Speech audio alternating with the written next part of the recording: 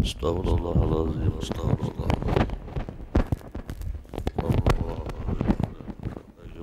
La hawla wala quwwata illa billah. Nadratin Nabi Mustafa sallallahu alaihi wasallam. Sallallahu alaihi wasallam.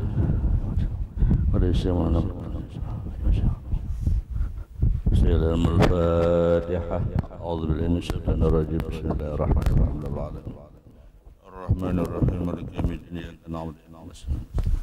Shiratal ladzina an'amta 'alaihim ghairil maghdubi 'alaihim waladdallin. Amin. A'udzu billahi minasyaitonir rajim. Bismillahirrahmanirrahim. Alhamdulillahirabbil alamin. Assalatu wassalamu ala asyrafil anbiya wal mursalin sayyidina wa nabiyyina wa maulana Muhammadin wa ala alihi wa sahbihi ajma'in, amma ba'du. Wa bil badhi ya fatah azil zakarhuma bil amin nawiri alima qulubana Allahumma sa'ma syahadana bil yaqin ya qawi ya matin ya rabbal alamin. Wa bil badhi ya fatah azil zakarhuma bil amin nawiri alima qulubana Allahumma sa'ma syahadana bil yaqin ya qawi ya matin ya rabbal alamin. Dastur dari sukum ala sabilin niyati bihi ankum bahashara panada faqala wa idha tudla alaihim ayatul rahmani kharu sujada wa bukiya wa bil fathaya fatahazil zakarhum bil aminna wa ri'alima qulubana Allahumma sa'ma sadan bil yaqin ya rabbal alamin. Alhamdulillah wa syukurillah. Puji syukur kita kepada Allah subhanahu wa ta'ala atas limpahan rahmat Allah yang masih Allah berikan kepada kita.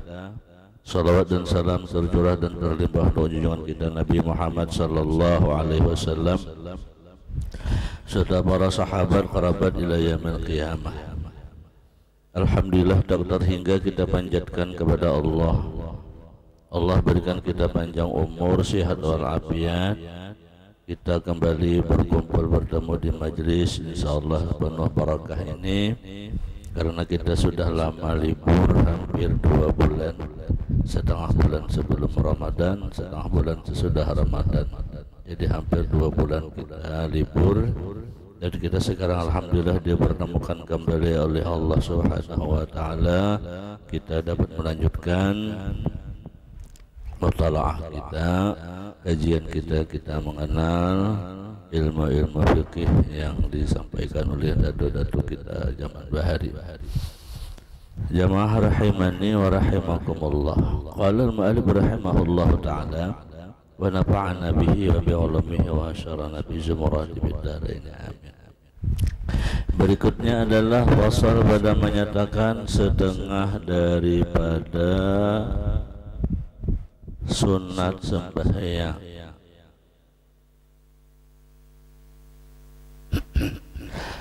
Setengah daripada segala sunat sembahyang.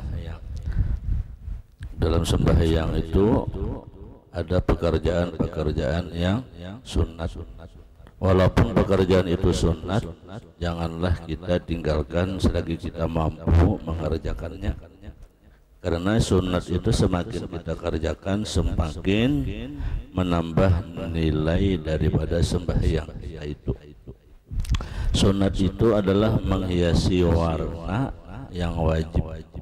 Yang wajib itu tambah nilainya, tambah bagus, tambah baik dan tambah apa jurang elegan. Nah, bahasa orang wahini elegan.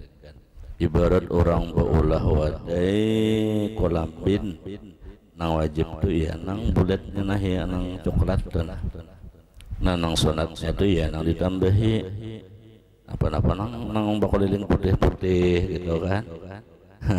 Siris apakah ngareuna putih tu lah manis pangles gelepung lain dia manis. Macam-macam lah ngarannya tuh biar nang tahu. Nah itu namanya tuh sunatnya. Apalagi nambah ulang tahun bertulisan ulang namanya. Nah kan tambah mahal. Orang biasa aja harganya misalnya 1.000, belinya berukir-ukir menjadi 100.000 lebih karena ada nang sunat-sunatnya tadi itu. Nah itulah perumpamaan di dalam sembahyang apabila kita mengerjakan sunat-sunatnya. Jadi nawajib kita kerjakan, maka nawajib itu nilainya itu semakin besar di sisi Allah, nilainya semakin ganal apabila kita kerjakan yang sunatnya. Macam-macam sunat-sunatnya itulah. Nah, ini yang kita bicarakan insyaallah. Bermula sunat meninggalkan tilik di dalam sekalian sembahyang kepada tempat sujud. Nah, salah satu sunnah di dalam sembahyang itu adalah ketika kita sholat, kita sembahyang itu sunat kita mencangangi tempat sujud. Mencangangi tempat sujud. Nah, kemana kena beda aku sujud ke situ gina, nah pas bujurannya, nah kayak itu tuh. Jadi sembahyang tuh jangan cangang ke atas, atau mencangangi bujuk kawan, atau mencangangi mukana kawan. Apalagi kita cangangi mukana kawan nang berinda-rinda, nang beberang-belang kayak baju sebelasan Argentina. Misalnya itulah. Nah, jangan. Jadi sunat mata itu mencangangi ke bawah, mata dalam keadaan sembahyang. Jikalau ia ada di sisi Ka'bah, nah, walaupun di Makkah sembahyang, kan orang di Makkah itu sembahyang menghadap kiblat. Ya kalau kiblatnya ya Ka'bah ada menjongkong segi empat. Nah, artinya di Makkah sekalipun bila sembahyang itu sunat menghadap tempat sujud, tatap ke bawah matanya. Jangan mantang-mantang ke Makkah sembahyang mencangangi tawing Ka'bah. Nah, itu ada sunat juga. Nah, jadi sunat tetap menunduk mata ke bawah. Nah, itu sekalipun ada ia buta. Nah, walaupun orangnya ini buta, kan sampai buta tuh kada kau juga mana-mana kalau barang aja. Mentang-mentang aku udah melihat dia, aku barang ke kiri ke kanan ke orang kada tahu juga. Jangan, tetap hal kita menunduk ke bawah. Nah, itu salah satu sunat di dalam sembahyang. Tetap kita menunduk ke bawah, ke hadapan di mana tempat sujud. Nah, atau di dalam kolam. Di dalam kolam adalah orang sembahyang dalam kolam. Anak orang yang berenang dalam kolam ya, kalau misalnya sembahyang tuh ada kelakuannya seperti kelakuan orang yang menilik juga kepada tempat sujud. Nah, artinya apapun posisinya tetap dia menilik, atau menilik itu artinya mencangangi tempat sujud. Terlebih mulia lagi melainkan tatkala dia mengangkat telunjuk tatkala mengata illallah. Nah, apalagi ketika tahiyat itu, nah kan ada at-tahiyatul mubarakatus salawatut thayyibatu lillah. Assalamualaikum ayyuhan nabiyyu wa rahmatullahi wa barakatuh. Assalamu alayna wa ala ibadillahi salihin. Asyhadu an la ilaha illallah. Nah, ujar sidin sini walaupun kan illallahnya doanya mencangangi tunjuk, tetap di sini kita ke persujudan kada usah mencangangi telunjuk kita ini, kada usah, tetap fokus ke tempat sujud. Nah, kada melainkan tuh kecuali illallah. Nah, bila illallah hanya berpaling ke tunjuk kita nih. Nah, tangannya kan ini jangan kayak itulah, jangan genggamnya separuh aja. Asyhadu an la ilaha illallah. Nah, separuh aja ini ke bawah. Nah, ini namanya alif lam lam ha. Alif lam lam ha. Jadi ini Allah. Lipatnya separuh, jangan lipatnya bagenggam bulat, jangan. Tapi lipatnya separuh. Nah, separuh aja. Telunjuk ke bawah. Telunjuknya ke bawah. Kayak orang mangka itu mirip. Ada kalau bukan anak muda apa ngarannya ini. Kis apa? Kalau kayak ini kada pas lah, ketengahkan lagi, nah kayak itu nah ketengahkan. Kalau kayak ini case lain, nah ini I love you lah, kayak itu nah kayak illallah. Nah kecuali itu ketika ilnya aja sudah selesai illallah kan asyhadu an la ilaha illallah, kembali pulang ke tempat sujud tadi. Nah kembali pulang ke tempat sujud. Nah sekalipun mata kita buta, satu, sekalipun ruangan gelap, kan kadepnya ada nama lihat juga sembahyang makadep misalnya kan, atau sembahyang ramah-ramah gitu. Tetap kita disuruh menghadap ke tempat sujud itu. Nah buktinya orang buta aja tetap disuruh mencengangi ke tempat sujud, apalagi kitanya hanya dalam keadaan lampu kadap. Nah itu salah satu sunnah di dalam sembahyang. Nah, itu akan membantu kita khusyuk dalam sembahyang. Apabila kita sembahyang itu ke muka, apalagi ke atas, apalagi ke kiri atau ke kanan, walaupun kepala kada bergerak tapi mata bergerak, nah ke kiri ke kanan itu menghilangkan khusyuk. Apalagi hendak sujud jangan kehiga pulang aja, apa dicangangi orang di. Nah, bilanya terbiasa mencengangi kehiga, iya. Nah akhirnya tuh kenapa pinanduran orang, kenapa pinandu imbas salam bekesa, aku punya aja sembahyang tapi orang jangan aja telunjuknya aja. Nah berarti seorang sembahyang mencengangi orang. Nah artinya ada fokus. Nah jadi tetap kita jangan mencengangi orang, itulah jangan mencengangi. Nah itu sunat di dalam sembahyang. Nah terkecuali nang boleh kada cangang kabeh itu orang sembahyang di dalam sembahyang khauf namanya. Kecuali orang dalam sembahyang khauf, tahu lah pian sembahyang khauf. Sembahyang khauf ini bukan tentara berperang dikirim ke Palestina atau misalnya. Nah, orang sembahyang tentara itu sembahyang itu boleh. Karena apa? Karena dia menjaga daripada hal musuhnya, baik pihak hadapan atau kiri dan kanan. Dan orang sembahyang khauf itu pun ketika dia berjamaah, dia rukuk dan sujudnya itu bergilir. Kalau kita nang normal kan Bombay bila bergilir tadudi. Kalau khauf itu khusus dasar dia bergilir berdiri sih Bombay. Bila Allahu Akbar rokok ini tetap rokok dulu nek. Bila sudah sami Allah sabaris di muka hanya di belakang rokok. Nah bila Allahu Akbar sujud di muka baru di belakang sami Allah liman hamidah. Itu bergilir. Tujuannya apa? Menjaga diri dari kalau ada musuh. Nah itu tentara.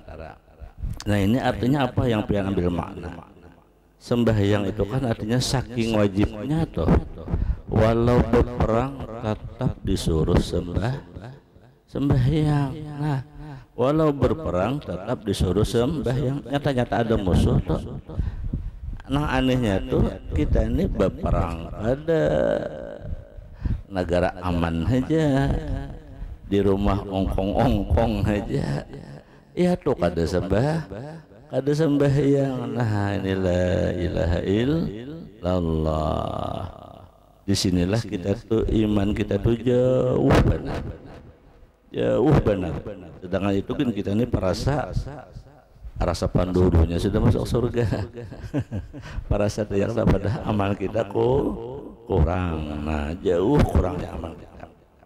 Nah jadi kalau melihat dari sini sembahyang itu adalah sangat wajib. Artinya walau dalam keadaan seperti itu pun, atau dalam keadaan garing sekalipun, kan garing dah, tetap kita disuruh sembahyang. Kada ada istilah parah itu kada ada istilah aku apa ada. Allah tuh kada ada mengenal itu. Subhanallah Ta'ala disinilah letak yang disebut dengan namanya ketakwaan. Takwa itu artinya sejauh mana kita itu mencintai Allah. Semakin kita mencintai Allah, semakin kita tidak wani meninggalkan sembahyang. Semakin cinta Allah, semakin kada wani meninggalkan sembahyang. Sebaliknya, apabila kita wani kada sembahyang, berarti kita turun Allah tuh kada cinta. Kada cinta. Sedangkan kita setiap hari berdoa harapan, ya Allah minta rezeki, ya Allah mudahan benih baik, ya Allah mudahan anakku sukses, ya Allah mudahan penyakitku sembuh, ya Allah mudahan rezeki lancar, macam-macam doa. Tapi ya Allah Ta'ala nyawa tuh sembahyang kada. Ya kan? Nyawa sembahyang kada. Di mana? Nang memberi rezeki Allah, sementara Allahnya kita jauhi, ya kan? Nang mengabulkan hajat kita Allah, nang memudahkan urusan kita Allah, nang menyelamatkan kita Allah, nang mampu menyembuhkan penyakit kita Allah. Tapi Allahnya kita jauhi. Nah, lalu itu bertentangan. Ada sesuai jorang bahari antara laku dan tingkah, itukah? Ada sesuai antara laku dan tingkah. Jaka ibu orang Buhma tuh boleh benih hendak seribu belik, mana radak salitar. Ada sesuai antara laku dan tingkah, itu kan biasa orang bahari tenan. Kayak itu juga kita macam-macam doa kita lawan Allah, harap lawan Allah minta ini, tapi sembahyang kada tagawi. Nah, mudah-mudahan kita diberi hidayah oleh Allah kawa meninggalkan sembahyang lah, jangan kada meninggalkan dana. Jangankan meninggalkan, kita menunda sembahyang tuh hajin kita tuh sudah berdosa. Kita melambat-lambat akan sembahyang tuh sudah berdosa. Apalagi nang kita kada sing sembahyangan, makanya nang kita lambat aja itu sudah berdosa. Makanya ada dalam istilah begitu, salat itu kan ada awal waktu kan, ridha Allah, pertengahan waktu, apa ngarannya, kesukaan Allah akhir waktu, kemaafan Allah. Maaf, kalimat maaf itu artinya salah kada kita. Berarti salah, makanya kemaafan. Nah itu nang di akhir waktu itu lambat kelahin sembahyang tuh. Apalagi nang parai lalu nang kada sing sembahyangan. Nah disitulah kita lah. Mun kita ingat tuh kedua ini, kita tuh lambat sembahyang tuh kedua ini tuh. Nah, apalagi nang kada sing sembahyangan tuh lah. Nah, apalagi kita harap begawi. Bila begitu apakah pokoknya sembahyang itu kita tanamkan di dalam diri kita dan keluarga kita. Sembahyang itu nomor satu. Sembahyang itu nomor satu. Jangan yang lain nomor satu. Pokoknya nak kayak apa nampaknya sembahyang dulu, hanya begawi lain. Apanya kah? Anak makanan enggak? Sembahyang dulu kayak makanan. Bujur, tak ada istilah lebih baik keganangan sembahyang rahat makan jar daripada keganangan makan rahat sembahyang. Bujur. Tetapi di situ ujian sejauh mana kita cinta dengan Allah. Sayang kita dengan Allah tuh sebesar mana kita. Nah, sebesar mana kita sayang dengan Allah. Nah itu. Nah, jadi salah satu sunat sembahyang tadi, kita tuh mata mencangangi tempat sujud dalam keadaan apapun. Bolehkah jar sembahyang tuh bekijim? Bolehkah sembahyang tuh bekijim? Bapak jam. Apalagi lampu pajah makanya bekijim. Sudah pajah lampu bekijim pula. Nah, ujar sidin sembahyang itu boleh bapak jam seandainya dia tidak takut ada sesuatu yang memudaratkan. Ya kan di hadapan kita itu macam-macam ya. Kalau apakah ada nang sesuatu apakah? Bekijim pian, mesti biar bekijim. Ada ular lalu. di hadapan sajadah kayak kabar. Suapian terjadi kami di masjid. Rasanya zaman kaum siapa dulu ya, zaman kaum Surian kalau tidak salah. Lagi belum belantai Banupang. Sudah berwirid untuk bersalam, assalamualaikum warahmatullahi wabarakatuh. Ngur keluar ular di hadapan ulun miring kayaknya kaum kayaknya. Pas di hadapan kami ular keluar pas bubujuran mimbar nang bahari. Keluar ularnya ular murah. Untung orangnya sudah salam. Salam. Coba Jakarta sampai yang kayak bah. Beharit. Nah itu makanya nyakawe jangan berkijim. Nah kayak itulah minimal makruh aja gitu. Artinya itu pun andai merasa aman kada apa di hadapan. Ya kalau kada aman macam-macam ya kucing lah ya kalau aman aja berkijim sekali sujud pas tarabahi kucing tarabahi jata sujud di kucing kayak itu. Nah itu jadi kada dianjurkan berpajam mata.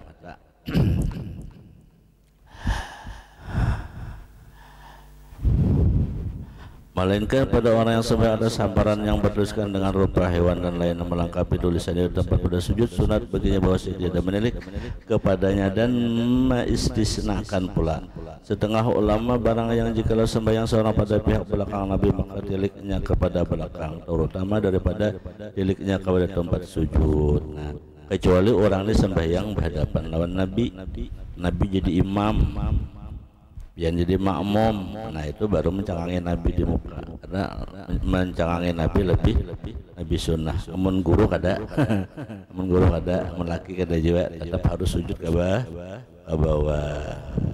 Dan barang yang jikalau sembahyang seorang atas jenazah maka hendaklah ia menilik kepada jenazah. Nah orang kipayah itu juga tetap sembahyangnya mencangangi ke bawah, mencangangi jenazahnya. Amun jenazahnya dihigapang hadapan aja, maksud mencangi jenazah ini si imam namparak lawan jenazah. Nah amunnya jenazahnya seikong makmumnya banyak sebarisan kada perlu ke jenazah. Amun ke jenazah nang di ujung singlar bener ya. Ini maksudnya yang seorangan dua, artinya seorang atau berdua di hadapan jenazah. Demikian yang dikatakan oleh Syekh Ibnu Hajar, seolah-olah diambil daripada kalam Imam Mawardi berkata kepada bahwa jika semuanya seorang di sisi Ka'bah hendaklah ia menilik ia kepadanya dan telah anggap akan daib perkataan ini. Namun menurut Imam Mawardi inilah perkataan daib apabila di Ka'bah mencangangi Ka'bah. Sumaqala wallahu taala alam. Bismillahirrahmanirrahim. Qala al-mu'allif rahimahullahu taala wa nafa'ana bihi bi ulumi wa syarana fi zumurati fid dharain amin. Soal pertanyaan, amalul mar'ah la yalgha qiwamatur rajul.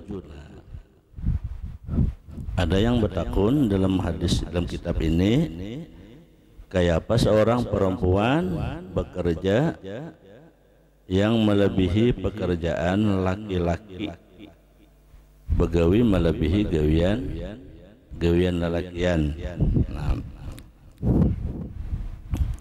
apakah ini dibolehkan? Dalam Al-Quran jawab, hadhil qawamah allati qarraraha al-kitabul aziz lirijal asbataha bimajmu' amrayni ahaduhuma tabdilur rajul alal mar'ah bil jumlah ay tabdilu jinsi rijal ala jinsil nisa. Nah menurut di sini seyogianya tidak boleh seorang perempuan itu bekerja melebihi seorang laki-laki. Nah makanya kalau menurut di sini ini bila bibinian tuh kayak aja pintarnya amunyak awa gawian tuh jangan melebihi pada laki gitu. Nah jangan lebih pada laki. Andai lebih bini juga pada laki, sisi lain kita harus merendahkan diri. Nah, jangan yang dikhawatirkan tuh apabila bibini itu lebih pada laki sehingga dia menjadi imamnya bagi laki-laki, itu yang dikhawatirkan. Jangan sampai terjadi seperti itu. Bila menduduki suatu pekerjaan yang melebihi laki-laki, tetapi dia di rumah tetap posisi dia sebagai seorang istri. Jangan sampai di luar lalu di dalam sama misalnya. Nah, artinya di luar jadi pimpinan, di dalam rumah jadi pimpinan juga jangan, karena berbahaya, karena itu melanggar daripada sunnahnya Rasulullah Sallallahu Alaihi Wasallam.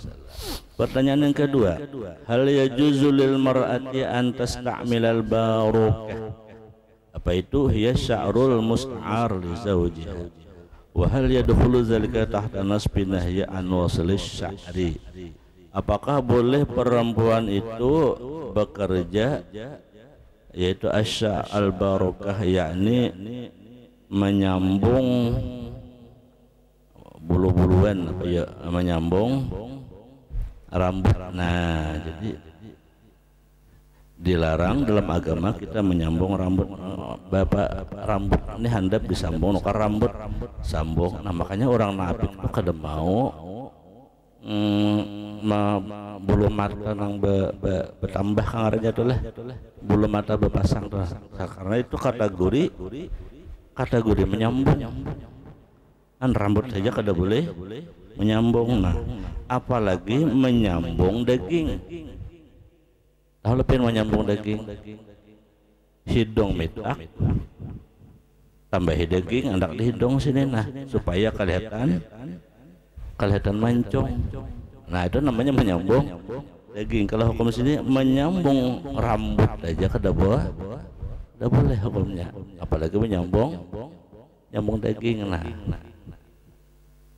menyambung daging. Amun orang anu pang apa nih, sumbing, nah, itu lain cerita. Itu kan ada penyakit. Itu kan ada penyakit. Ini nang normal, hanya karena apa aja? Hanya karena mode aja. Mode kan, mode itu ada nang mitak, ada nang mancung kan, ada nang lancip, ada nang lumbah. Nah, itu. Jadi nama nyambung itu nang kada boleh. Hukumnya bagi seorang perempuan. Kemudian hal yajuzu ta'wilul azafiril mar'ah lil jumman? Apakah boleh memanjangkan kuku-kuku bagi seorang perempuan niatnya untuk kecantikan? Kan ada kalau bibinian kukunya panjang. Nah, jawabannya adalah ta'limul azafir sunnatun minas sunan. Memotong kuku itu satu sunnah daripada sunnahnya Rasulullah. Jadi artinya bila orang memanjangkan kuku, berarti orang itu kadang melaksanakan sunnah. Jadi pian memotong kuku itu pian dapat pahala. Artinya bahasa Rasulullah ini kan halus, kada usah berpanjang-panjang kuku. Nah, kenapa? Karena orang yang panjang kuku di sini kategorinya adalah karahah. Bahasa kitanya apa yuk? Kotor. Orang yang memotong kuku termasuk kategori tanzib taharah, yakni mensucikan. Nah, jadi orang yang tidak mau memotong kuku itu termasuk meninggalkan sunnah. Nah, wadzalika makruhun, itu adalah hukumnya makruh idza qasada zalika. Nah, cuma menharam kada, cuma hukumnya makruh. Cuma kategorinya orang nang kuku panjang itu rigat kada bersih. Nah, dianjurkan adalah hukumnya harus bersih. Karena bila kuku panjang itu mudaratnya ada. Pertama, mudaratnya adalah ketika dia mandi wajib atau bersuci itu bisa menghalangi air sampai ke seluruh tubuh, karena salah kuku ini banyak kada masuk. Nah, sedangkan wanita itu kan mandi wajib itu rancak, ya kelak mandi wajib itu rancak. Siapakah orang yang mandi itu? Mas bilang hampir nyata apalagi nang haid gitu kan, setiap bulan pasti mandi amun kuku panjang. Nah, anu guru aja walaupun panjang tapi aja ulun salah iya salah iya karena lah di saat ini disampaikan tuh. Nah, cuman kategorinya itu kategori kotor karena itu memanjangkan kudu kategori perbuatan setan, kategori perbuatan setan. Nah anehnya wah ini ya tadi pengantin wah ini kukunya di sambungnya. Ulun 2 kali menikahkan orang hanya nih anak tanda tangan nggak ada kawa apa kuku kepanjangan. Astagfirullahalazim. Ingkutnya jolon sakalinya mengikutnya dikara saja melacong pokoknya hanya tahu pada kuku palsuan. Iya lo pengantin loh ini bercantik-cantik tetapi di dalam kecantikan situ ada pengaruhnya tuh ya. Situ kan sifat setaniyah katanya, sifat setaniyah. Nama kokot lah. Mun ulun ini ulun bang lah, hamlah laki lain. Ulun kada ketuju melihat bian tuh koko panjang. Kada ketuju, mbah. Ngapa jadi kada ketuju? Amunnya koko panjang kok racaknya. Nah jadi intinya janganlah memanjangkan koko. Alasannya kenapa? Karena ada sunnah. Bismillahirrahmanirrahim. Soal yang berikutnya yang ke-19. Hukmul ilaj walau lam yanzil. Nah ini hukum buhanang apa nih ya? Bubuhan 17 tahun ke atas. 17 tahun ke atas jadi. Hal ala zawjati ghuslul janabat fi halatil ilaj indal jima' duna inzal wa hal alayya ghuslun. Nah, apakah atas istriku itu wajib mandi junub ketika dalam keadaan dia kumpul sama suaminya namun dia tidak inzal. Inzal itu bahasa nyamannya tuh on gitu nala, bahasa nanya tuh on. Kada on. Wahal alaya guslun, apakah dia mandi wajib? Jawabannya adalah kadekana tarkul ghusli fi awal Islam rukhsah summa amar Rasul bi ghusli. Kalau dahulu memang kada wajib mandi dahulunya. Tetapi ketika ayat Rasulullah menerima perintah, maka Rasulullah bersabda, "Idzal taqal khitanani faqad wajabal ghuslu." Bila orang sudah berkumpul laki bini itu inzal atau kada inzal, hukumnya wajib mandi. Nah, jangan kada mandi. Bila kada ada banyu, tayamum. Nah, bila kada ada banyu tayamum.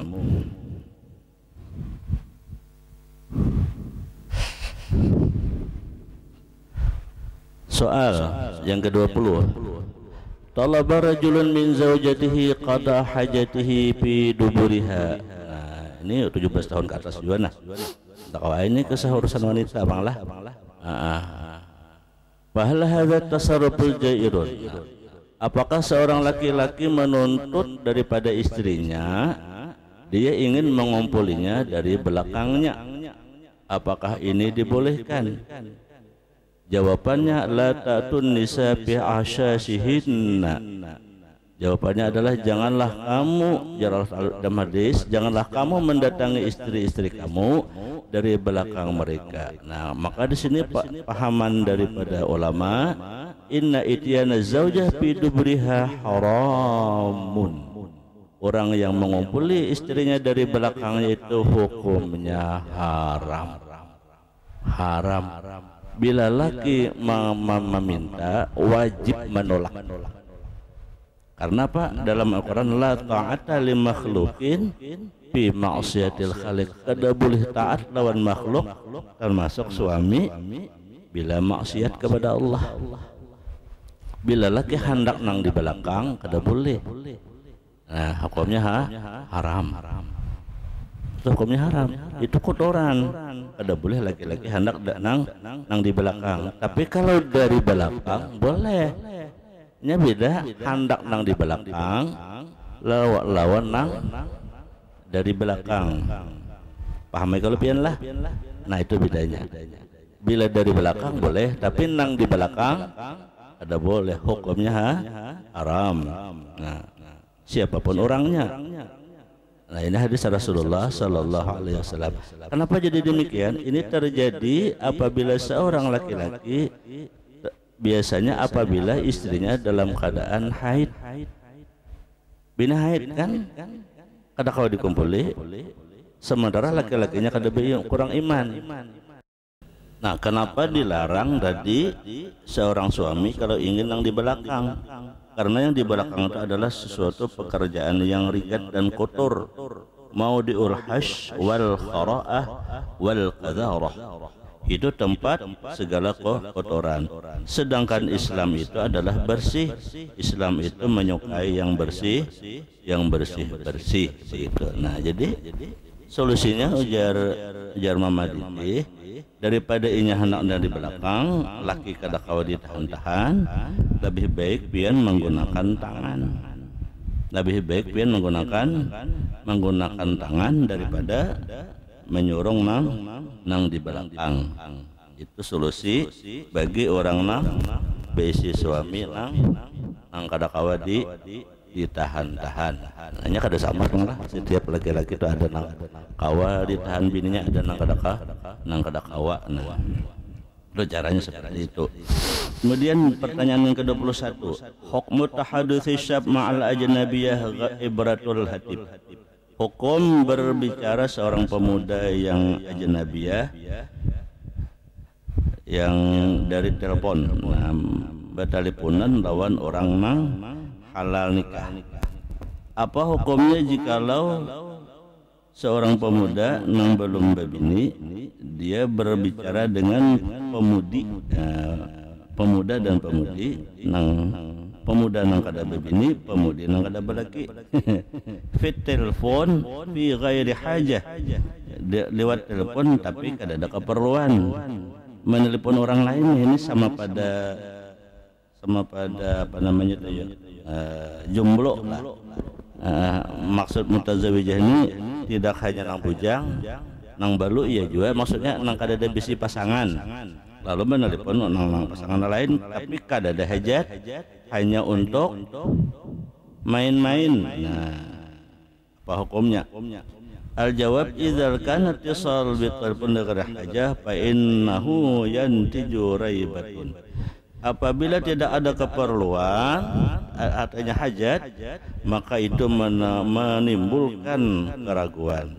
Dan sungguh nahaina an maudi'ir raibi, dan Allah Ta'ala sungguh sudah melarang kita daripada menempatkan sesuatu di dalam keraguan. Nah, hukum itu nang ragu-ragu pun kita tuh kada boleh memakai.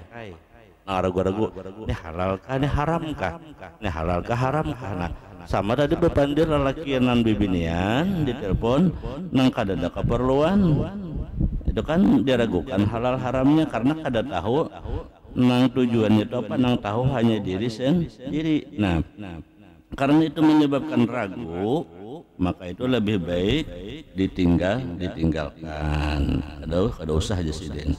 Tetapi ketika seseorang itu perempuan, dia sudah punya suami, lalu dia berteleponan dengan orang lain tanpa suami, katanya orang ini bebas hambatan, tapi bibinian ini sudah bisa laki, tidak ada hajat. Ketika ada hajat itu kalau pak urusan jual beli kah, urusan apa menerima telepon nih, hanya sekadar ngobrol. Nah, itu sudah hukumnya adalah haram hukumnya. Nah, hukumnya adalah haram muharram, karena itu sifatnya limujarradit alazzuzi, semata-mata itu adalah berlezat-lezat, hukumnya haram. Kenapa? Karena menimbulkan fitnah. Bila sudah balik itu dosa lagi apa namanya menghubungi yang lain, apalagi nang dihubungi itu mantan apalagi dihubungi mantan. Semalam ada orang datang ke kantor hendak besarkan sakalinya apa sakalinya sama-sama kedua-duanya mengatakan mantan, lalakiannya mengatakan pacar dahulu, bibiniannya mengatakan pacar dahulu, orang ada kawal lagi nah lalu disarahkan oleh lakinya, sarahkan ya, jadi takutnya kamu ada berikan kadakah amuninya lawan mantannya kuliah juga, jadi jangan bila jadi disarahkan tuh tetap hukumnya jatuh talak. Nah menikah hendak berikan yuk 60 belum 100 hari, bila sudah 100 hari nikah memberikan maka harus nikah ulang.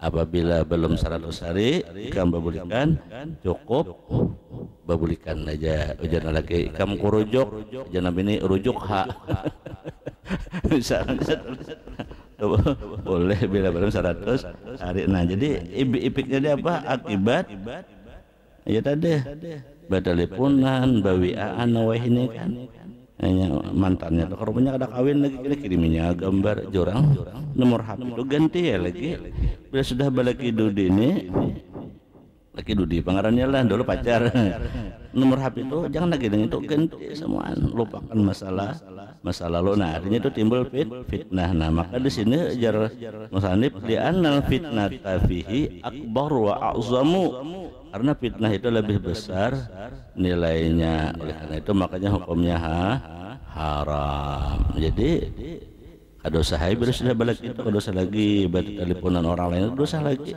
kecuali ada urusan jual beli nukar ini nukar itu membacat-catkan ke karuan limut bener cat tadi. Nah yang ke-22, nah tinggal lagi lah. Hukmu in kita idamil haid qabla sitti wa sab'i. Apa hukumnya darah orang haid itu putus sebelum 9 hari, sebelum 7 hari. Nah soal sebahagian wanita masa haid itu 4 hari, sebahagiannya ada 4 hari aja haid. Summa yang katiul haidu, kemudian sampai haidnya. Hal alaiha an tantazira hatta tukbila sab'atan. Apakah wanita ini menyempurnakan 7 hari? Haidnya ini 4 hari aja. Nah, hampir darah keluar. Apakah mandi wajibnya itu menyampaikan 7 hari? Au alaiha an tatahara ba'da hadzal ayyam. Jawabannya in ahkam syariah innama tatarattabu ala wujudid dam fa idzan qata'a wajaba 'ala al-mar'ati at-tatahhuru. Nah hukum syariat itu tersusun, yakni apabila ada darah, apabila terputus sudah ada lagi darah haid keluar walaupun 4 hari walaupun 1 hari, maka dia wajib sudah mandi dan wajib sudah menunaikan yang fardu. Nah artinya jangan menunggu 7 hari. Ini kehendakan kuliah sembahyang nyaman nggak ada sembahyang, aku aja haid daripada darah sampai dah keluar hendak menyampaikan 7 hari. Nah itu kada boleh. Pokoknya bilanya sudah habis darahnya sudah mandi lagi ada salang mandang 7 harinya kan haid itu paling singkat berapa, sekejap ya kala ada nang sekejap, yaitu Sayyidah Fatih apakah Sayyidah Fatih pada meriwayatkan kada pernah haid gitu. Pokoknya ada. Nah jadi pokoknya bilanya darah terampi sudah mandi lagi, jangan menuju 7 hari. Wa ayyamal arbah yal haidul wujudi dami fi faizan qad haidu fala yuzla intizarna, bila putus haid dah ada boleh lagi menunggu. Wa tafwidul faraid, dan meluputkan padu-padu. Wala khilaf bi hadza bainal ulama, tidak ada lagi perbedaan antara ulama. Amma sittah was sab'ah, adapun 9 hari dan 7 hari itu Itu datang dalam hadis itu adalah min adatiha, itu kebiasaannya. Nah itu kebiasaan, artinya kan hanya ukuran bahwa rata-rata wanita itu haid antara 7 dan 9, bahkan ada yang 14, cuma rata-rata 7 dan 9, pilihnya 4 hari harap mandi. Nah, wa yas'alunaka 'anil mahid qul huwa adzan fa'tazilun nisaa fil mahid fa idza inqata qablaha fal hukmu lit-tahur, apabila putus sebelum 7 hari itu maka hukumnya dia sudah suci, harus dia mandi. Nah jadi jangan sampai menuju 7 hari maka dia wajib melaksanakan sembahyang. Dia wajib misalnya pian haid 3 hari no asar pian mandi, nah maka zuhurnya tuh pian qada, zuhurnya tuh pian qada, atau pian mandi waktu malam Isya, bah maghrib masih ada, mbak Isya ampih darah keluar, mandi ya pian Isya tuh. Nah bila pian mandi Isya maka maghribnya pian qada, bilanya zuhur masih haid, asar ampih sudah mandi pian waktu asar itu maka zuhur pian qada, asarnya pian gawi, zuhurnya pian qada. Kenapa aja maka itu karena antara zuhur dan asar itu waktu ada masuk waktu menjamak. Nah karena kategorinya masuk waktu menjamak, anak Isya dengan maghrib juga termasuk waktu menjamak. Tapi apabila pian mandi sesudah subuh, Isya masih ada darahnya, nah, saudara ada subuh, ampih ada darah ampih, maka pian mandi subuh itu, nah, maka Isyanya kada pian qada cukup subuhnya tuh aja yang pian sembahyang, nah cukup subuhnya aja nang sembahyang. Tetapi apabila Isya maghribnya di qada, apabila asar ada, maghrib ampih sudah, maka cukup pian mandi maghrib itu sembahyang maghrib aja nang pian sembahyangkan. Nah, asar kada pian kada, kenapa? Karena antara asar dengan maghrib kada masuk waktu waktu menjamak, karena jamak itu kan asar dengan zuhur, maghrib dengan Isya, itu adalah dalil anunya. Nah mudah-mudahan ini bisa kita mengerti dan kita mendapatkan barakah dari Allah Subhanahu wa ta'ala. Summa qala hukmus isti'mal syambu di rabbil janabah. Syambu ini sampo. Nah, apa hukumnya bersampo untuk mandi junub? Wallahu ta'ala alam. Mudah-mudahan Allah Subhanahu wa ta'ala berikan petunjuk hidayah kepada kita. Allah kabulkan segala hajat kita, luaskan rezeki yang halal lagi, banyak lagi berkat. Allah tolong dalam taat amal ibadah, dan Allah kabulkan segala hajat dunia dan hajat akhirat. Wa ala hadhihi niyyah Nabi al-Fatihah.